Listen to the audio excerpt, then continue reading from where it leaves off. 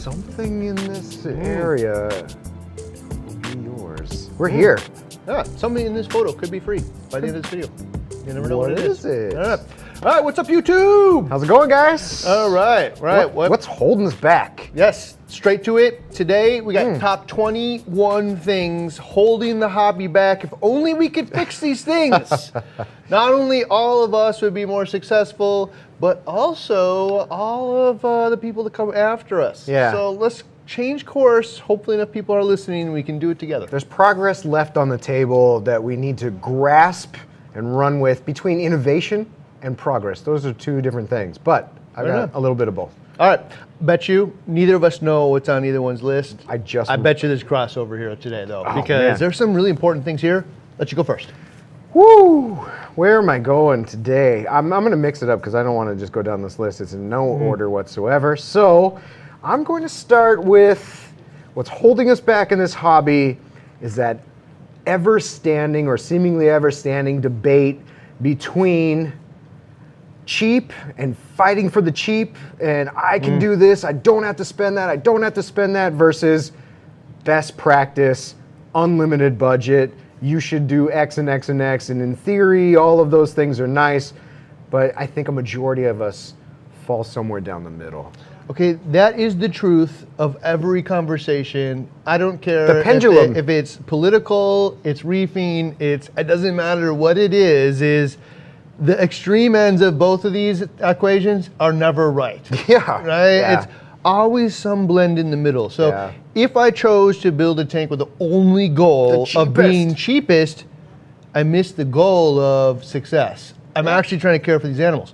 If I missed the goal of unlimited budget, everything is right. I probably got lost in the gear junkie. Oh yeah, for sure. The goal is actually somewhere in the middle, which is care for animals. Yeah. Right? Yeah. What is going to help me for 10 years? To the best of your abilities, yeah.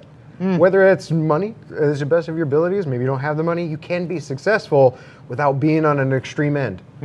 It's very true. So I hear this, I see it all the time. You guys are wasting money, or it's you guys are being too cheap. I can do it cheaper. Yeah, you see it like the bickering going on all the time. You're like, you're an idiot for spending that money, or man, you're an idiot for not spending that money. Like why so harsh, man? Let's find some middle ground here and understand when, you know what, if I did spend a couple extra bucks, I'm 5% more likely to be successful. I'll take 5%. Yeah, well, especially if I make 10 of those decisions. And, 50% more likely, and maybe there's a compounding effect actually in there. 70% more likely if I spent 20 bucks more on these 10 things. Yes. Maybe it's more than 20. That one hits home for me. Yeah, that's a good point.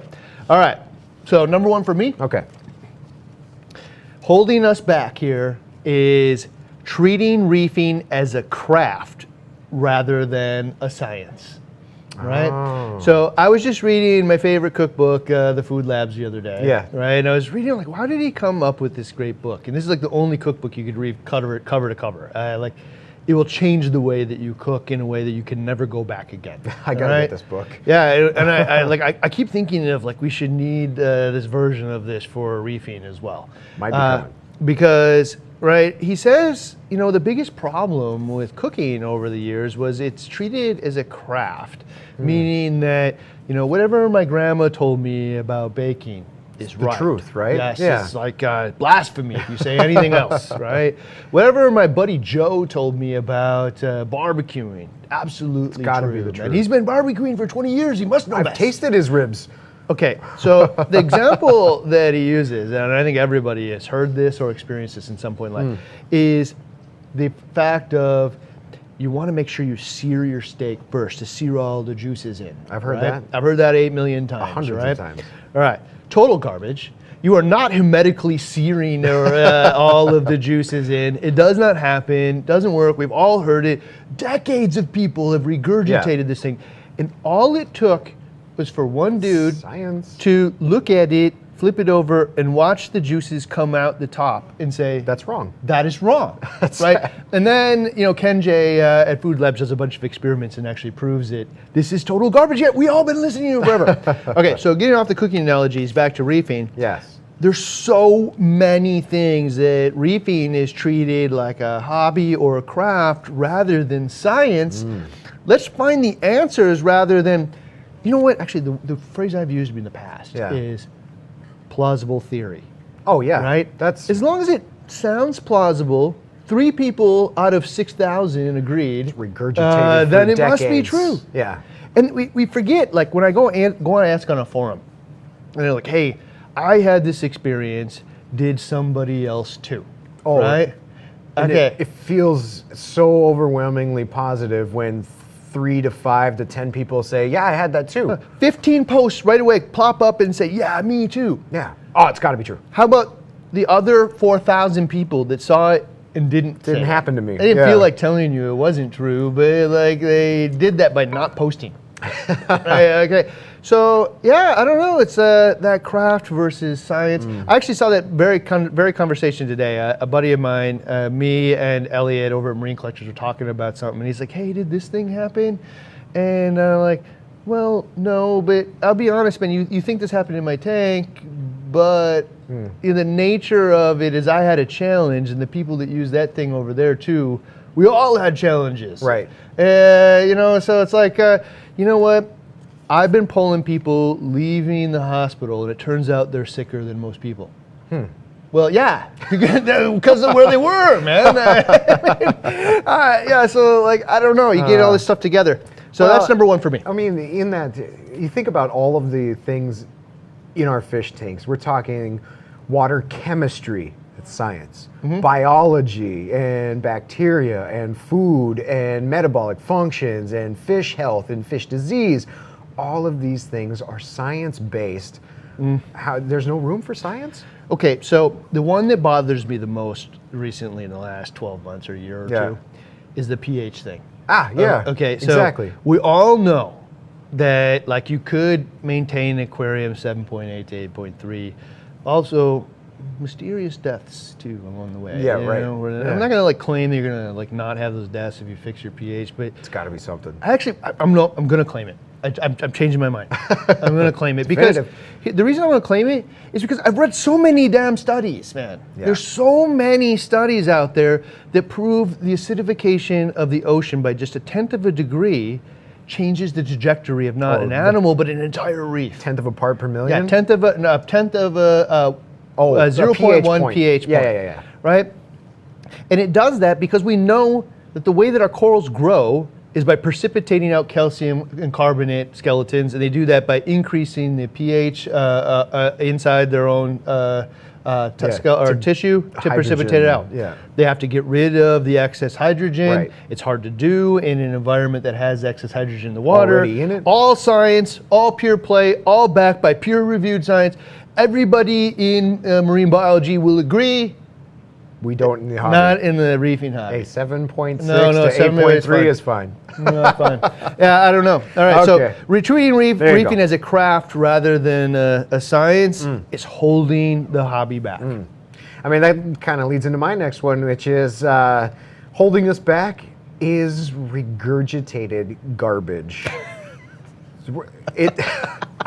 It's the same kind of the same thing that you're saying, but I call it regurgitated garbage. It's that craft that I've been regurgitating over and over and over, and it still trickles in. Is actually surprisingly, alarmingly almost, to as heavy as it is these days. That all of the stuff from the past, all of that stuff that even we've already disproved. Is still being regurgitated out there, which throws off people down the wrong paths, throws them down for a loop, or chasing things that we've already proven or have discussed are not true. So my add-on here is that, and this is probably doesn't fall directly, but mentors are out there. Find what you want and follow them. Like, I don't have to listen to all the regurgitated crap that's on the forums and on the groups and on this other stuff. If I see Joe's tank and I want Joe's tank for my own tank, I should only listen to what Joe does and what made Joe successful. I don't even need to go research, like, do I need this? Did Joe have that? Did Joe have this reactor on there? Did Joe have this light intensity and setting? Somebody does. No, but Joe, I just want to match Joe. I'm gonna give you like one of my you don't see this one as often, but when I started reefing, this one was all over the place. Yeah. Regurgitated garbage. Okay, so there was this theory that activated carbon would add phosphate to your tank. Oh. Right? So if you use the wrong carbon, oh my God, phosphate. And like, there's all this like, I don't know, backseat knowledge, like, some phosphates add a lot of, or carbons add a lot of phosphate. And it's true, like wood phosphates use phosphoric acid, but nobody would use those things in aquariums. Right. Nobody does that. Do they add phosphate? The answer is yes. All of them come from natural sources, mined, wood, peat, whatever, and they have some kind of organic tissue in some small amount. Yeah. Okay, so this is where this came from.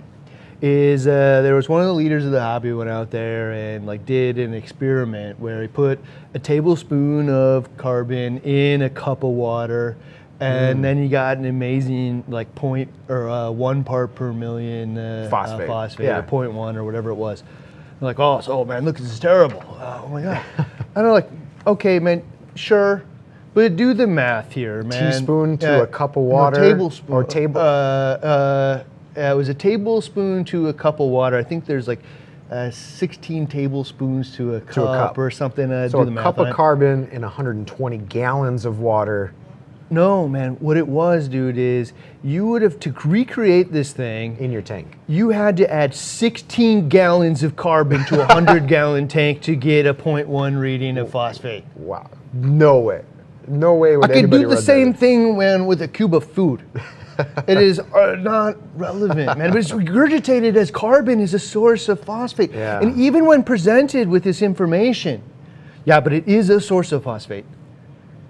I mean, like, so empirically minuscule. True, yes, but we can't even test for it. Usably true. Stop talking about it, man, because it's not helping the situation. You're leading people down the wrong path. Oh man. I don't know. Regurgitated garbage. Yeah, I stop the regurgitated garbage is holding us back. Thank you. All right, so I got my number 2 here, holding us back, getting lost in the science or pursuit of absolute fact, which is the inverse of what I just said. Yeah, it is. Right? It's, I won't do it unless it's peer-reviewed science. 15 people have proven it. The Lord has come from the skies himself and blessed this idea, right? I'm short of that. There's no way I will ever do that. Well, that leaves so much progress on the table. Yeah, nobody's ever going to prove these things in a reef tank. In fact, most of us are ignoring the stuff we've already proven in the ocean for some reason. But like all marine biology happens, I shouldn't say all, but most marine biology happens on the ocean's reefs. Right. It isn't happening in Jerry's fish tank in his house. Right. And there's so many variables between your tank and my tank and somebody else's tank. It's not a good place to do science. Yeah. Right. So what's holding us back is the extreme end of the community who fights back after every new idea and fights back everything. And then when you do experiments that it's not good enough unless you can prove it empirically. Nobody will ever fight it. Chemistry, numbers, the whole nine. Yeah. So we do some experiments here. That most of them are not what I would call peer-reviewed stuff. Definitely not. No, let's do this one thing 10 times and share the result. Right. Let's grow 6 tanks of corals in this manner and share the result. Will I tell you, like peer-reviewed science for sure that this is the outcome? No. But I'll tell you, based on my experience, you should expect this. One of the biggest offenders of this is the ingredients and additive type bottles. Yeah. Where, you know what? I'm not going to use it because I don't know what's in it. They won't tell me what's in it. I don't care how many people are using it and find success in it. I just cannot use it because I don't know. I actually see it on a lot of obvious stuff. Yeah. I'm going to go back to the pH thing. Okay. It's just you know what? You haven't proven in a reef tank that you're going to get 50% more growth, whatever. No, we actually did a bunch of experiments. Yeah. And I'll tell you that people much smarter than us have done it on the ocean reef. Yes. And it actually makes logical sense, but no, not peer-reviewed in an aquarium. But why are you fighting against this idea, man? It doesn't make any sense. You don't have to be the pioneer to go and attempt to execute it and get those results for yourselves. But don't yuck my yum. Yeah, decide if you want to do it okay. Yeah. Or mediocre, but don't prevent other people from doing it awesome. Yeah, exactly. That doesn't make any sense. All right, go ahead for number 3. Oh, man. Let's see. I guess sort of in the same topic, and then I've got a bunch of other ones off. I like this one. Holding us back in the hobby, stop the, well, I heard X, or I don't have experience, but, and given a, what you would think. So many times on the forums and hobbies and groups and stuff, like, I don't know, I don't have that model, I don't use that one, but I use this one, and this is this. Like, what, that just like negates anything I just asked about. So don't input your opinion, or, well, I heard that such and such does this, so I don't know, maybe you shouldn't go down that path. It's another one that's just holding us back. Okay, so you just shared actually the good side of this, which is at least I told you I've never done this before, but based on my experience and talking to other people, I would tell you X, right? Yeah. The inverse happens is, you should do this without ever telling anybody that you've never done it. In fact, actually, I don't have this on the list, but I'm going to make one up right now. Okay. One of the biggest things holding the hobby back is a lot of the thought leaders don't have aquariums. Ooh, that's going to hit my next one. I understand you understand the science, and I understand you have a basic understanding of what should happen. Right. But plausible theory. Dude, you have to actually apply that knowledge to the objective, which is an awesome reef tank, because there's so many things you don't know into how they all work together. So if you're an armchair reefer that doesn't maintain an aquarium, your opinion inherently matters much less. Yeah, I mean, this speaks to like our tank trials and the tank setups that we do, and the build series is. We could tell you, we could talk to WWC, sit and debate, which ways are successful and stuff like that, and then spit that information out to the community and say, hey, here's all of this other stuff. But when we actually put it into practice and we see, what those ULM, I can tell you the ways, and you and I came up with ideas for, well, how can your heater be ULM, or how can your pumps be ULM? And we debated it all out. We could have ended there, but putting it into practice is actually where we learn the most, in that, actually that didn't work. It sounded good on paper. We could have told you that, but when we actually put it in practice, didn't work. That's actually, I'm gonna go all the way to number 11 then. Okay. Which is fear of sharing failure holds the hobby back more than anything else out there. Yeah. The fear of sharing failure, because all the time you'll see, hey, this worked for me. So few will say, no, I said you should do that, but I came back and I told you it didn't work, right? Man. But the reality is most of those people don't even exist anymore because their tanks failed. And they're not going to come back and make a post about how terrible it was. Wouldn't this be the bravest forum category out there, is my failures or tank failures or different types of failures, where that's all you do is just go in and, guys, this didn't work. Look at this, it didn't work. Whole forum just based on failures. Yeah. You know what? And then so much to learn from that. So here's the other piece of failure, right?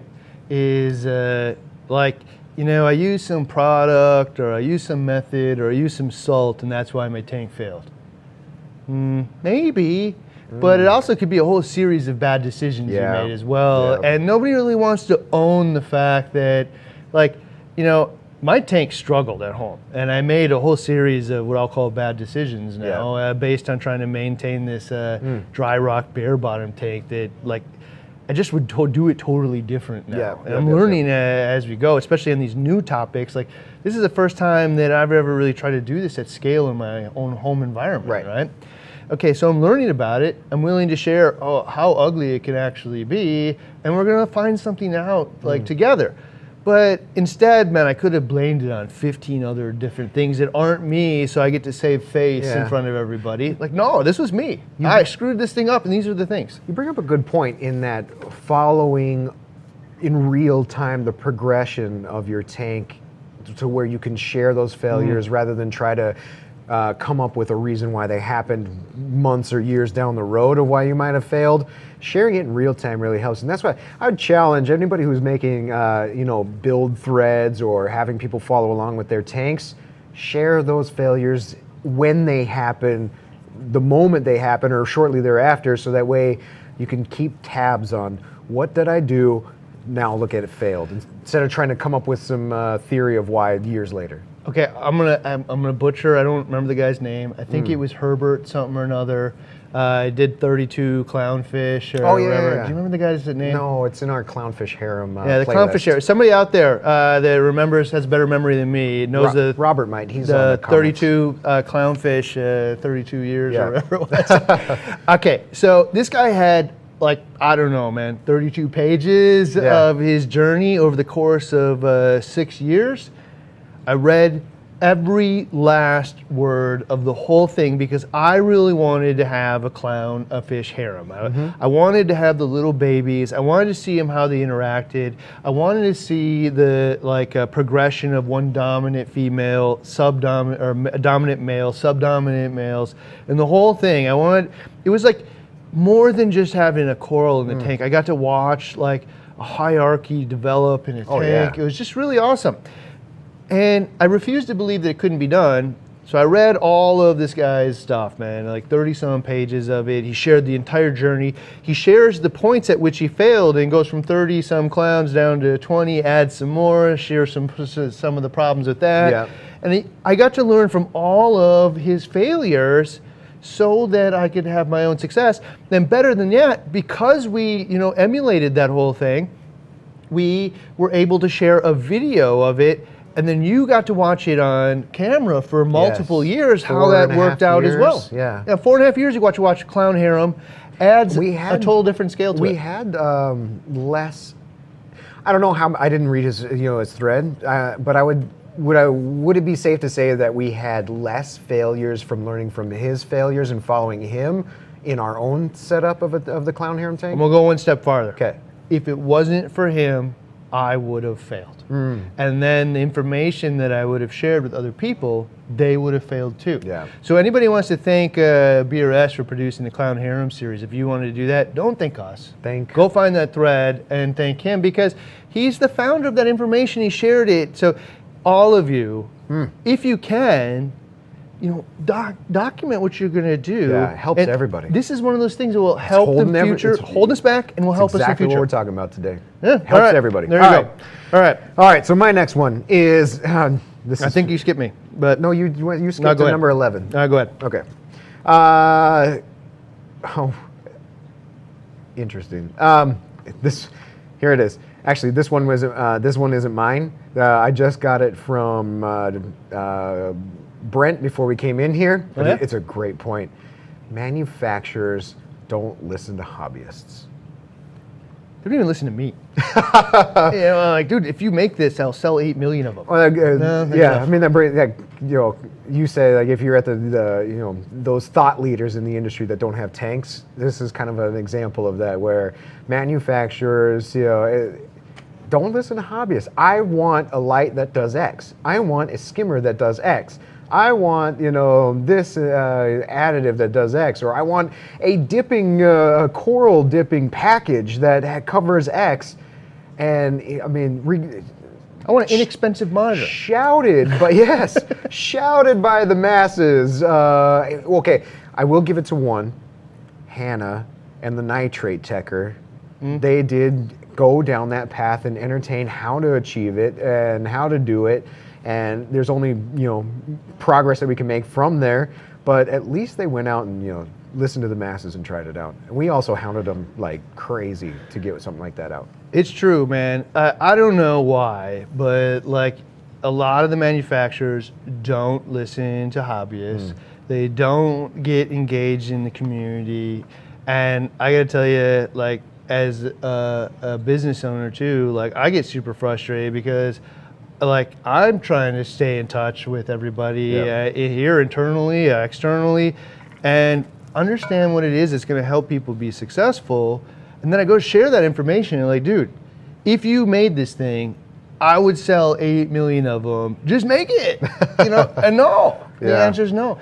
I would tell you some of the manufacturers out there are better than others. Yes, for sure. I can tell you the team at Brightwell were super receptive to the ideas, and they would go chase these things down like right away. Like, oh, you're right, man. And like, so I was talking about doing dips for a purpose, right? Yeah. And so like you should build a little kit and then tell people what to do. And right away, Jeremy and the team over there were ordering corals in and dipping them in different things, trying to figure out the answer. Awesome. And the reason that it isn't done is because it's hard. Yeah, oh yeah, for sure. And you want to be definitive about it. You got to change your whole, manufacturing process, coming up with new processes, new molds, new this, new that. It's hard to turn that switch. I would tell you the team over at Neptune are the same thing. Like, this is a team that has reefers on staff, already understands it. Terrence, you see his tank all the time. Oh yeah, for sure. And they are not thinking about this always as how do I sell some product? How do I solve a problem that a reefer's having? That is the way that it should happen. So that's a good one. Actually, it matches one of the ones I had in here, which is number 4 here. Not enough of the manufacturers in our hobby run tanks or actually understand the application of the technology. Now, Par Wars was a big example of this one, and light manufacturers just making more par, more better. Yeah, actually, this is the opposite of what you said. Is the community wanted more par because the community didn't know what we didn't needed, know, right? Didn't know so better. The manufacturers just made them more par. More par, more focused lenses, hotspots. Let's just go for it. Yeah, less success. Yeah, less success. So yeah, but like, here's the piece though: is like all of the manufacturers I know at one point owned reef tanks. Yeah. All of them, and they were in it. They all have it in their DNA, and they surround themselves in it.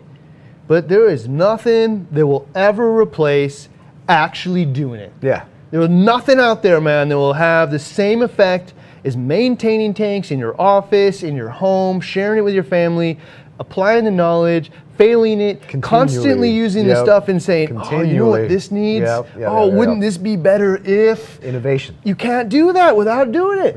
You just can't. So in the trenches. If more of the manufacturers went out there and maintained tanks in their homes, we'd have better technology and we'd have more success. All right, my next one.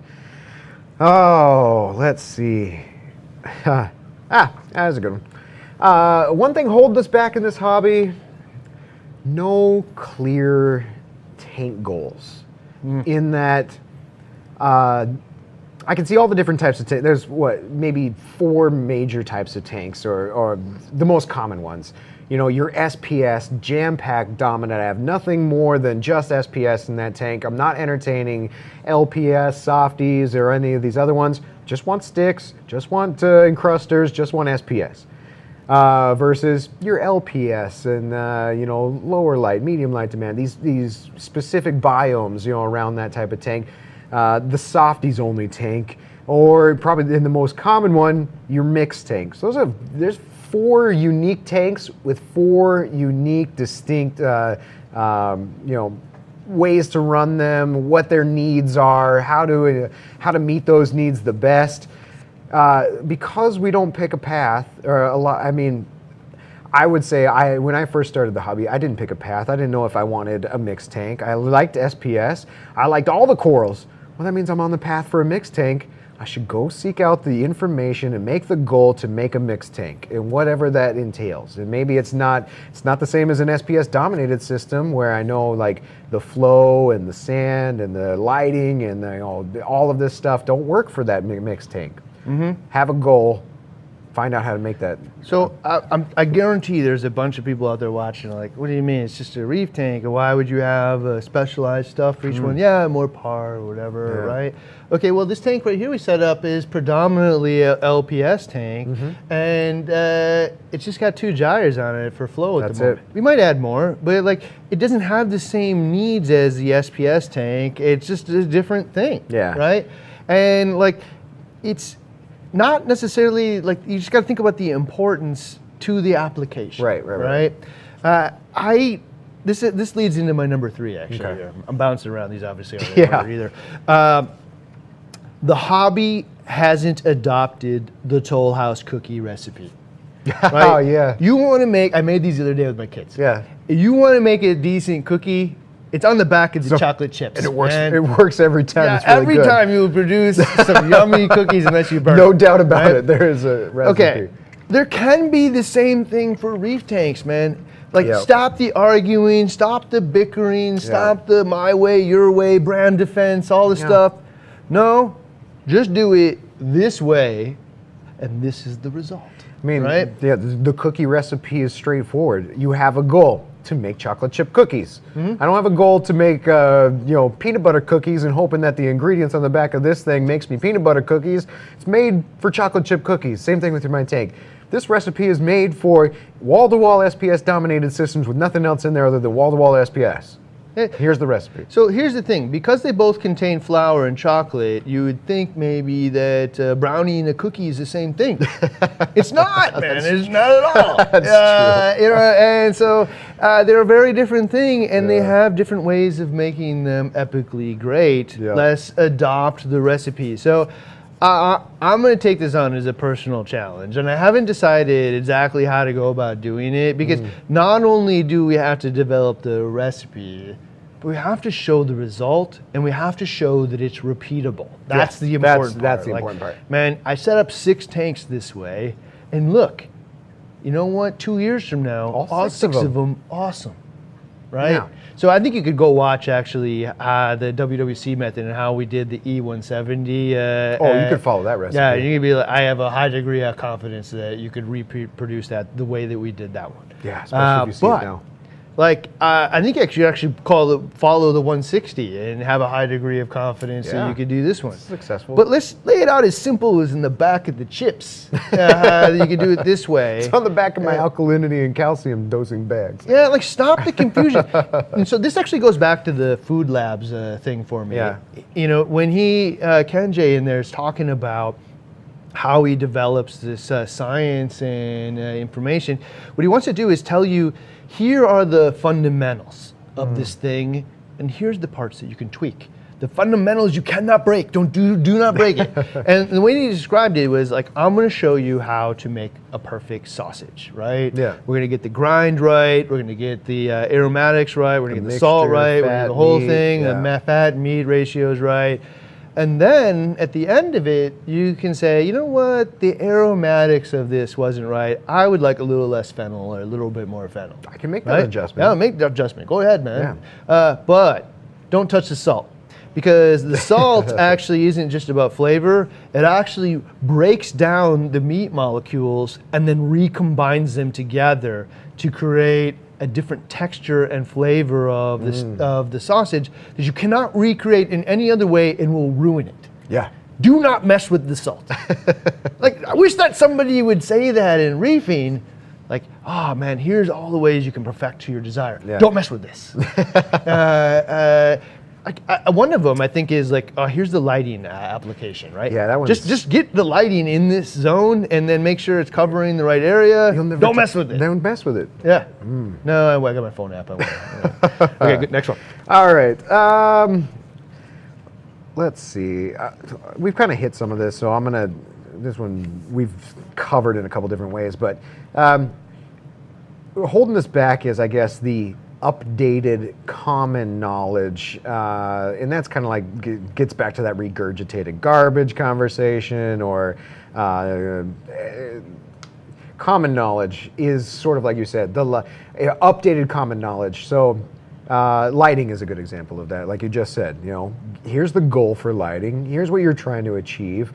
It's now common knowledge in the hobby that if you want that type of tank goal or that you're going for, this is where your lights should be. That is now common knowledge. It's undebatable. It just spoke exactly to what you were saying. Yeah. All right. All right, next one for me. Holding this back, trying to be everything to everyone. Right? And so I had this conversation the other day about lighting, right? Yeah. Okay, so here's the thing from the manufacturer's standpoint. I mean, they want to sell product, and they want to pay their employees and hopefully take some home, I guess. But like, they miss the fact of how to do it, which is they just want to sell the most stuff. They don't actually want to help people have the most success. Yeah. Right? Which is a total mislink. Because if you help people be success, they want to give you money. If you help them fail, they don't. Yeah. And they don't want to tell anybody else about you either. Yeah. Right? So here's the piece about it is that, like a light per se, some of these lights could be really, really good at a mixed tank. Some of them could be really, really good at an LPS or an encrusting tank. And some of them could be really good at a SPS tank. And here's the thing. Owning that, though. Own it, man. Which one of these do you do exceptionally well? And not just biologically, but economically as well. Right. I could buy, the perfect solution for SPS, meaning I've got 200 to 350 par everywhere in the tank. I've totally eliminated shadows. The light sources are so many of them, or one giant one that I just blanket the cold tank in light. But you know what? The person that's doing that is like less than 5% of the hobby. Oh, yeah. So why buy that if I'm going to have a bunch of euphilia? That's my only real thing, right? That's a total waste of time, and money. So let's own that this is the way, man, that this light is designed for a high contrast, SPS tank. Yeah. But that blanket of light, we've all seen it with T5s, is snorefest as well. It has no contrast. It's eliminated all of the shadows that make an image visually interesting, sense of depth, and all this stuff, in order to provide adequate energy and health to the organism that depends on us. However, if I have a bunch of encrusting corals like Recordia, mushrooms, or green stall polyps, xenia, all this other stuff, zoanthids, whatever it might be, well, shadows and stuff are just really not that big of a concern in this case. They're all moving. Now what I have the opportunity to have is a really high contrast, cool sense of depth. One single light form factor doesn't need to wrap everything. And I can have adequate health for the animal and look awesome too. All right, so let's not try to be everything to everyone. Benefit of the hobby is this light cannot do all things well and an economic price that makes sense. Let's own what we're trying to do with it and market it as such. I'm going to put some of the blame on us for this one too, in that you go back and look at all of our light testing, and a majority, if not all of our light testing, and the conversation was, or the lighting discussions was, this is, here's how to make this for SPS.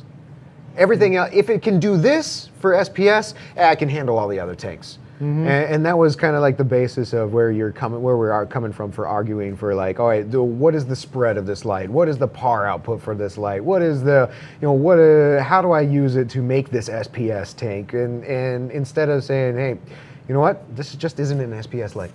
So this is another, I'm going to add another one to the list now. One of the things holding back the hobby is when people ask questions, you don't think about that person, you think about where you're at the moment and share information about it yourself. Doesn't apply to... And I gotta tell you, it's human nature. We just have to fight it. Because what he just said was true, is the point at which Randy and I are in the hobby, we happen to really like SPS tanks. It's also one of the more challenging ones to do really epically well and do it for many years. And so we're kind of adopting knowledge in many cases to the hardest thing.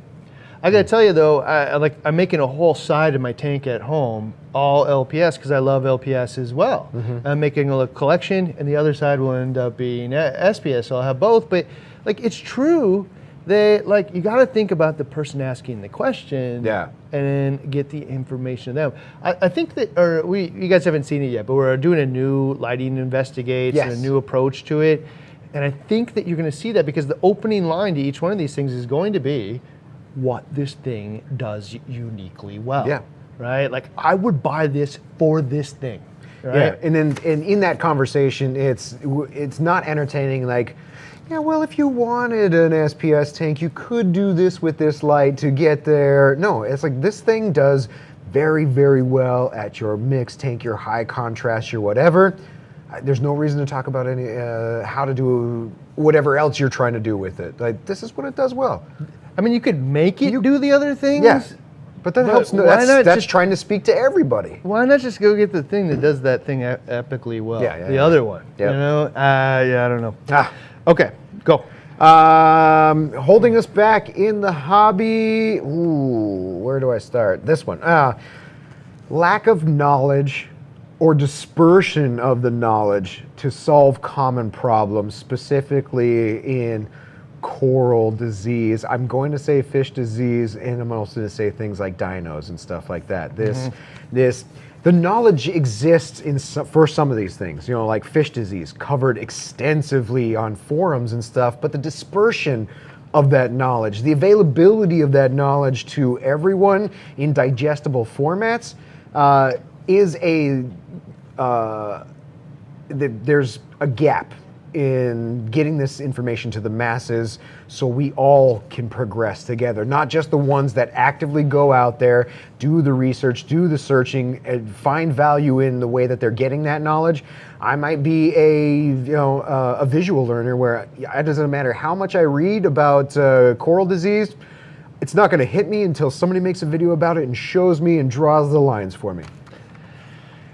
Okay, so I got another one now I'm gonna throw in here. It's just like that. It's one of the things holding the hobby back is smart people write like smart people. Right? Yeah. Okay, and so like, you know, Humble Fish out there, like does this really epic website. It's all kinds of forum posts. All the information you'd ever need to know to quarantine and treat fish, man. This guy has done the work. Yeah. Right? Yeah. Okay. Still, when I read it, it has all of these like choose your own adventure paths. Like, you could do it this way, you could do it that way. You know, kind of, you know, if you're going to treat your neomads, this thing kind of works, that kind of thing works. Like, no, man. What I really need is the 80-20 on this thing, which is, all right, 80% of the time you should do this, and it will solve the problem. If that doesn't work, there's these other options. These are the other options available, right? And same with, the dinos is a good example of that same thing too. 80% of the time you could solve your dinos or at least knock them back with darking, UV sterilizer, all that. Outside, if that doesn't solve the problem, there's 3 other steps. I don't think dinos encompasses so many different organisms. It's hard to really get exactly in there. But there's an answer there. Better, there's an answer there, yeah. The thing with treating ick, dude, like the knowledge is there. Yeah. It's just not assembled in a way, like if somebody assembled this information so that average person could digest it and it was just, implement. Here is how you quarantine a tank. 1, 2, 3, 4, 5 steps. Do this by that. All right, I'm in. If that didn't work for you. If I have to research 50 guys and choose your own adventure from all of them, I'm out. I can't do it. I don't have the information to be able to make a decision here. I'm just looking to the thought leaders and the experts that have done the most effort. Tell me it is what you would do.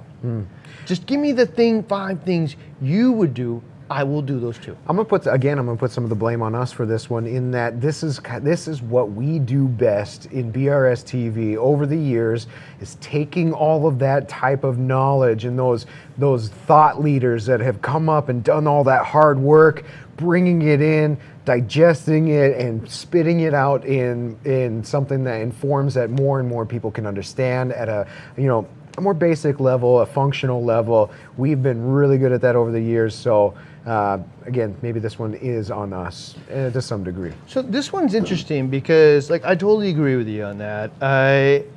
Except where we do this exceptionally well is when we've actually applied the knowledge many times here. And it's like, so we read the knowledge, we applied it. There's 15 other people here that applied it. We've discussed it, we applied it again. And now we're dumbing it down to like the way I wish somebody would explain it to me in the beginning, you know, and then let's like share that information out to the universe. Getting that experience first, Things like, you know, quarantining fish, man, like it's just not my arena. We don't get exposed to it enough to actually gain the experience. I don't have enough sick fish to deal with to like I actually have, you know, encountered that thing. You know, so hopefully having Jen on the team, because she, you know, runs a fish store, will add that into the DNA, but that's relatively new. And like, how many different times have you had the opportunity to fight dinos? And actually the same species. No, I don't know. You know, like not enough to be able to say that definitive. Break it down like this, I will tell you though that even though sometimes we've done it. So in the, I think we had a 5-minute guide to beating dinos. Yes, right? Yeah, we did. And so it is based on the experience we've had here where we have beat them, right? It is also based on like endless reading. You know, like, you know, dozens and dozens of hours by all of us reading about it, all of us powwowing. Yeah. What would you do if you encountered dinos, right? So I don't know, man, must be 200 years of reefing in the room has come to the conclusion I would do step 1, 2, 3, 4 in this order to fight dinos. And it worked for us. Yeah, but you still don't see the 5-minute guide to that as the de facto thing. No. Like, I don't know, it's still like choose your own adventure out in the universe. Yeah.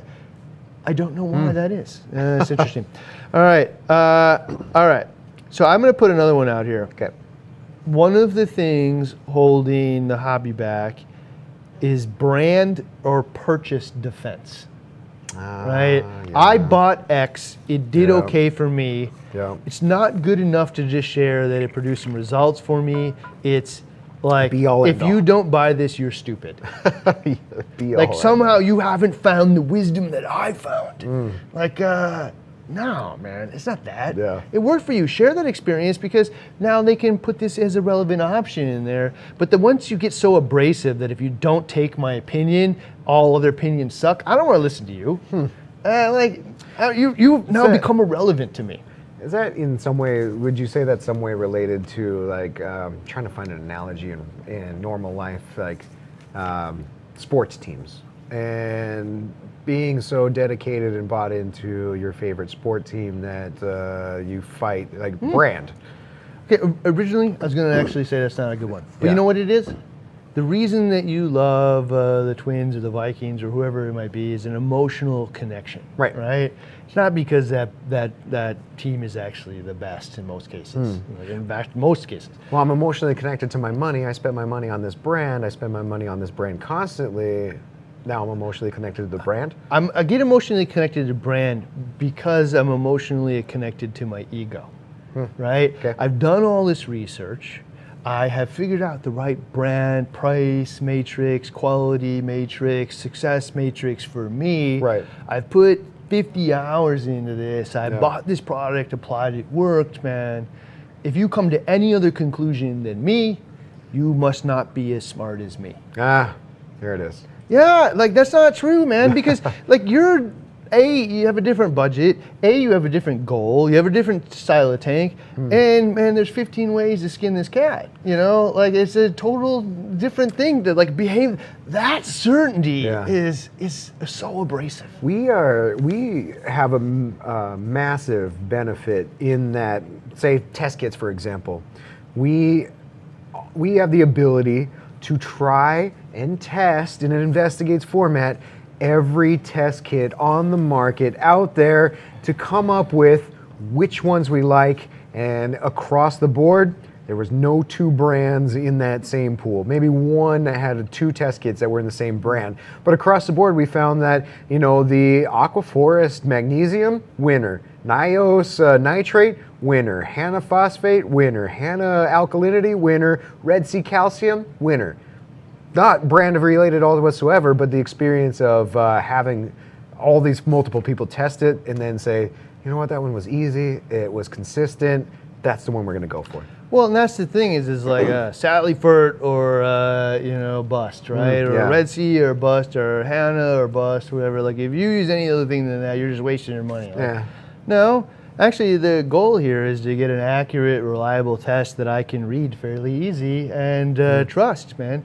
And like what we found, and you know, this was like 6 different people doing all of these tests repeated Reefers over to and over again. non-reefers, yeah. Yeah, like no, in the magnesium, man, Aquaforest was the best. You know, like I would never use the Hanna calcium checker because I couldn't get the thing to work, nor could anybody else, you know, really effectively or reliably. The Red Sea was easy. But damn it, if the Red Sea wasn't the best. You know, like, yeah, so like tying it to this brand, man, like I get it. I own every Apple product known to man. I love the fact that they all work together, right, you know, right. And I buy into those ecospheres. I get it all the way. But like if you showed me this one thing did it uniquely better, like I don't know switching everything. I don't know the Apple TV because I don't think that thing does that at anything uniquely well, right? I don't care about that one. Yeah, you know. So I have other things that run my TV. Yeah, you know, and so I don't know. You know, I love TiVo, actually. I'll say it out loud. Roku. I know this is a super dying brand, but if you want your TV to work proper, man, TiVo's your answer. Date yourself. Okay, so I have TiVo at my house, and I also have like the Xfinity X1 thing. All right, so Xfinity X1, I'm like, hey man, I want to watch Blade Runner, right? It will instantly show me like that I could rent it from Xfinity. It will also give me all the other options if I force through. Nope. If I go to TiVo, say Blade Runner, it will give me the option that is the cheapest, free. Because it knows, man, it doesn't want to try to get me to do what it wants to do. It wants to help me have the best TV watching experience possible. Apple ain't helping me do that. So, yeah, think about the application of it. All right, go ahead. Here's a good one. Holding us back from the hobby and success and progression in the hobby, live rock. Pest-free. Pest-free live rock. Holding unbelievable. Us back. Somebody out there that figures this out. God, we've said it so many times. Is going to be able to pass on wealth to their grandchildren. Whoever figures this out. The success, everything that we've learned over the past even 5 years about how successful and how much easier this can be when you just start with some live rock. Look behind us. Insta-tank over a weekend, all live rock. I mean, gosh. Live rock. Dude, that tank is up you can barely see it in this thing, but this tank came up in a week, or a couple days, 2 days. Yep. So like over a weekend, you said. Like, over a weekend. Dude, I came in and left on Friday and came back on Monday, we have a tank. No mortalities. Here we are 2 weeks into it, roughly.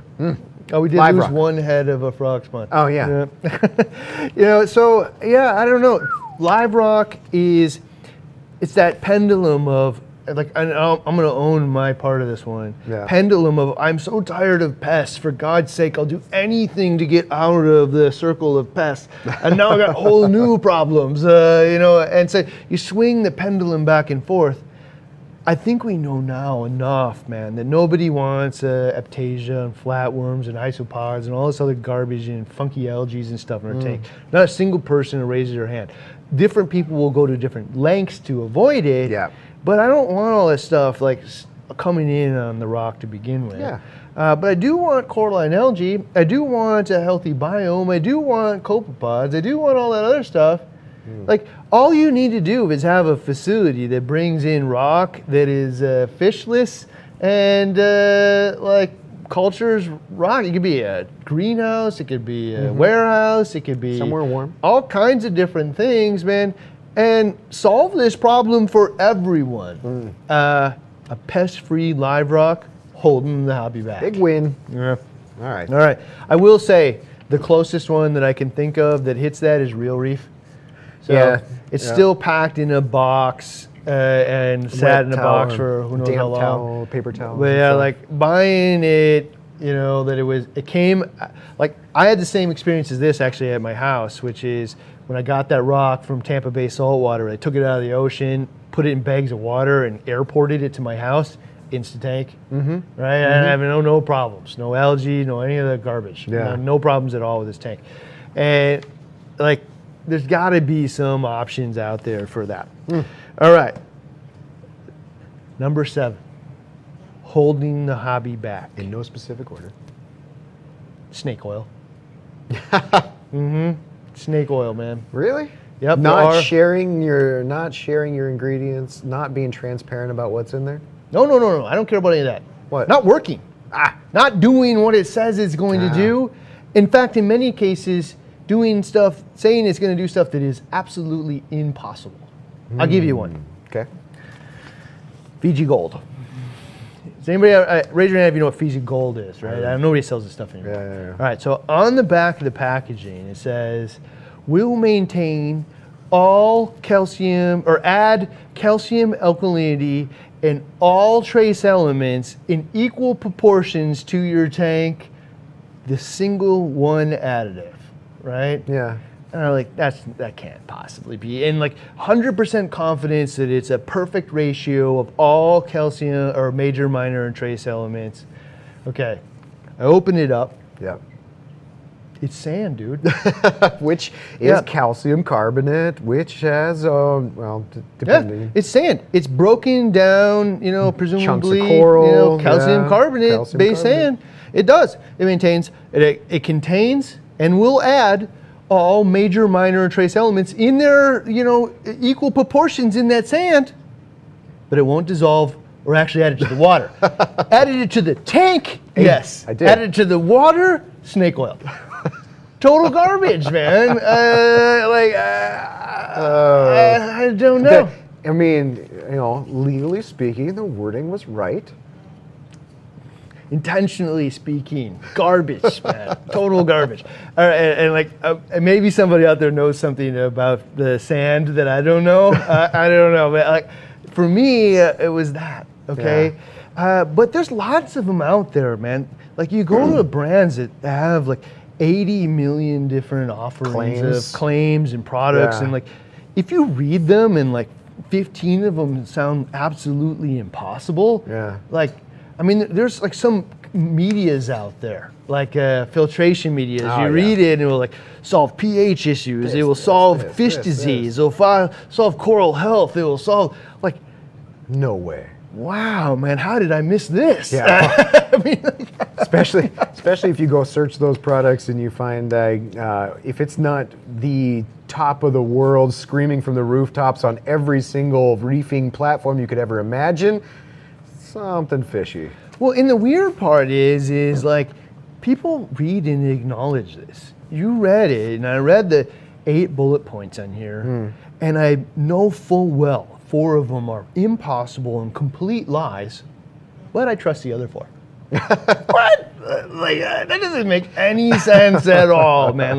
If you read it and it says 4 outright lies to you, you should not believe the other ones at all. No. It's just garbage, man. So snake oil is absolutely holding the hobby back. I would say less so today than it was in previous years. Yeah, we're smarter now. But when I entered the hobby, snake oil was just a total plague. Yeah. Here's a look to the future, which is actually, it actually seems to be on the upswing for exploring, but still holding the hobby back, and that's the more exploration into bacterial roles in our tanks. The biome. The biome. The things that we have gone by the wayside because we just, especially when it comes to the new tank, the ugly tanks syndrome, or not ugly tank syndrome, but that brown, the brown nasty of a new tank, setting up a new tank, starting a new tank. Do you have to go through that ugly stage? We're now starting to climb that uphill battle, or not uphill, to understanding bacterial. We've got chemistry really well covered. We got lighting really well covered. We're just starting to get on that verge of bacteria, but it's on its way. This actually fits perfect. All right. My next one, opposite is snake oil. Perception is, if I don't understand it, it must be snake oil. It's holding the hobby back and leaving so much on the table, right? And we're all guilty of this, 100%. Bacterial additives? Not a single one of us hasn't applied this. If I don't understand it, it must be garbage or snake oil, right? I'm guilty. So the conversation about cycling a tank is the best one, the one that you just brought up, right? So cycling a tank is about ammonia, right? Yeah, I don't know, but we're having all these problems. We're having dinos in the world that just weren't true, or wasn't true 15 years ago. All kinds of different problems that are new, and we've changed the way we do things that time. Let's pay attention to those things. Right. And so now everybody's talking about 4-month cycles because you got to get a mad natural amount of bacteria and microfauna and all this other stuff and biome. All right, now we have Pcr testing, right? So from Colby, and I always forget the name of that company.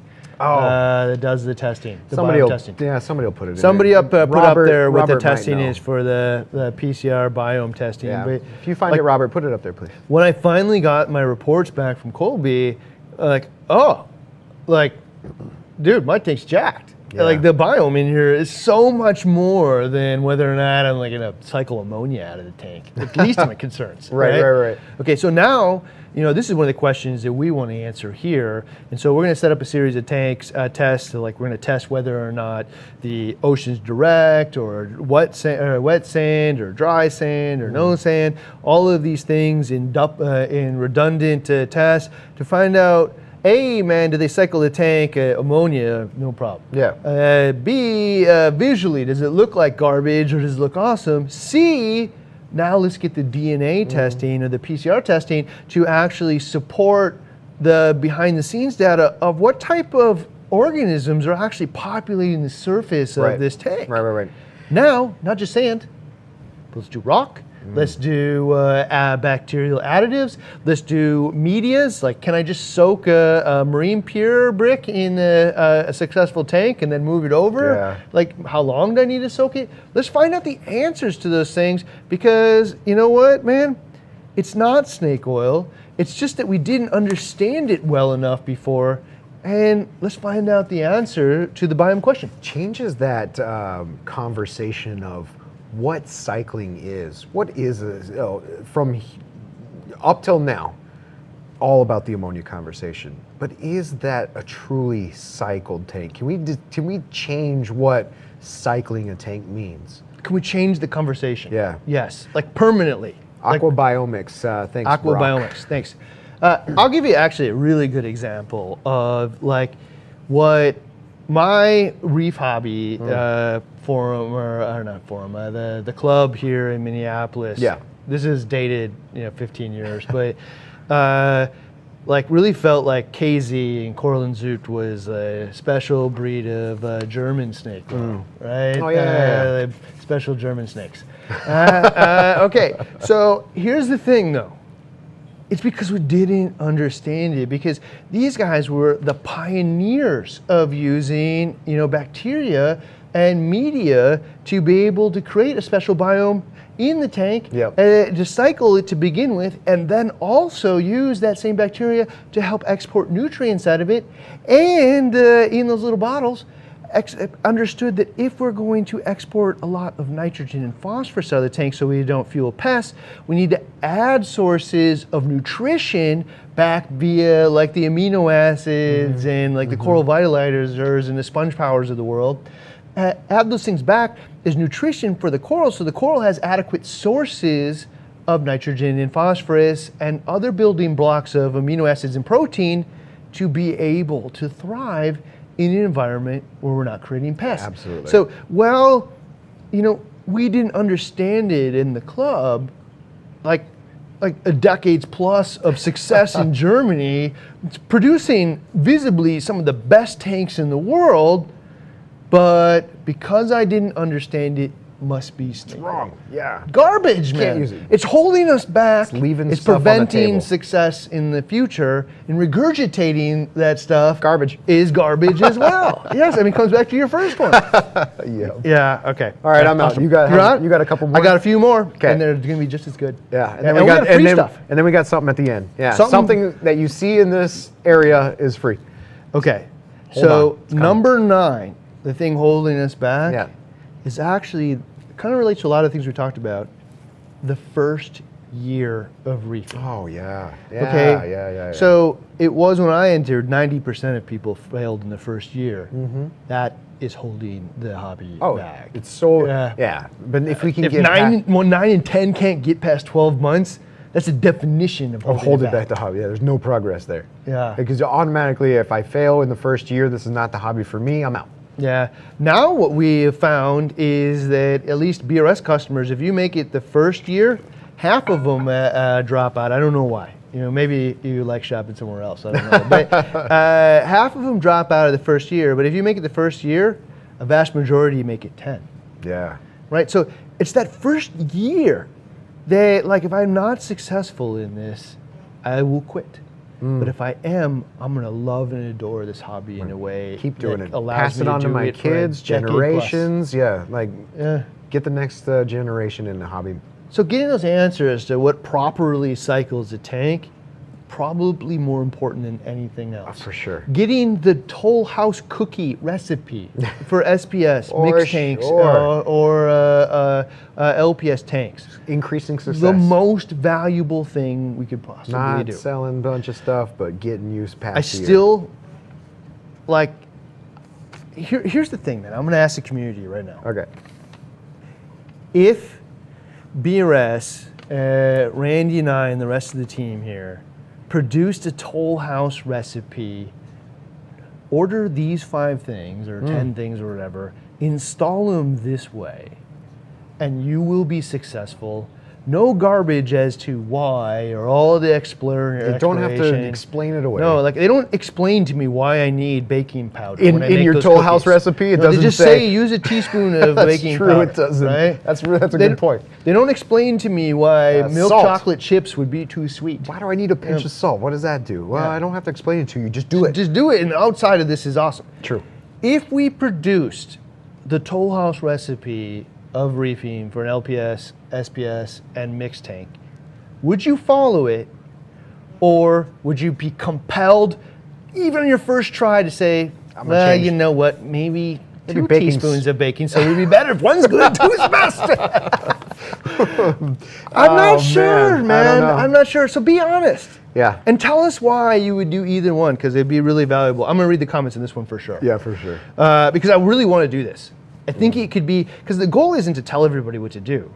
The goal here is to help everybody be successful the first time, so and then you can try it decide out on your own. Yeah, because then I read in the food labs, is like they talked about cookies and whatever, and like, is it best to have milk chocolate chips, semi-sweet chips, or chocolate chunks, or whatever? In the end, there was a whole bunch of different things, but chocolate chunks came out to be the best, right? And there was a bunch of reasons as to why, but like, let's get the first one down and then perfect to our desires. Right? All right. So tell us if you would actually do it. I would love to know. All right. I also feel like there is lack of innovation where it's needed. Yeah. And it's that's holding big the one. hobby back. Yeah, I mean, we have a live stream topic out, somewhere in all of these topics that we talk about in live streams that's called "Why Hasn't the Skimmer Changed in Decades?" Yeah.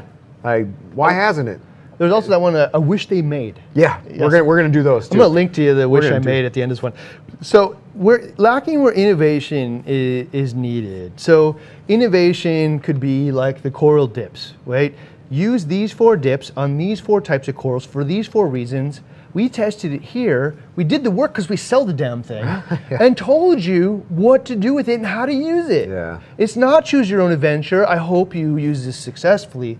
No, I sell this and I have a responsibility to help you Tell be you how to use it. using That's why we make a video on almost everything we do. Or have. Okay, but a protein skimmer. Now, evolve it. Okay, the protein skimmer, original purpose, pull up poop. Yep. Right? Yeah.